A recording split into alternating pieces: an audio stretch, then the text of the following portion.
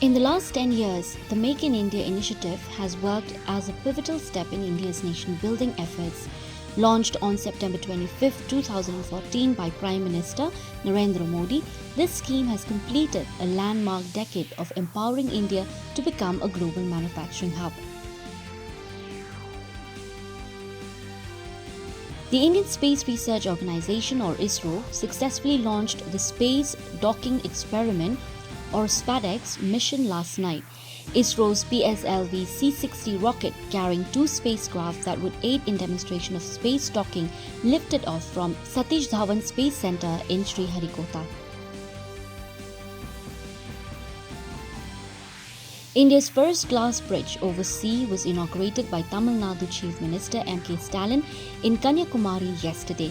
The classic glass bridge connects the 133 feet tall Saint Thiruvalluvar statue and the Vivekananda Rock Memorial.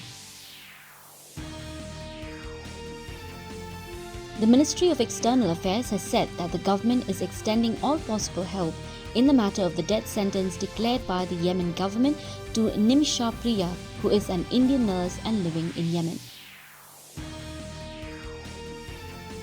A major crackdown in Kolkata by CDSCO East Zone and the West Bengal Drugs Control Directorate led to the seizure of spurious anti-cancer, anti-diabetic and other drugs worth Rs 6.6 crore from MS Care and Cure for You.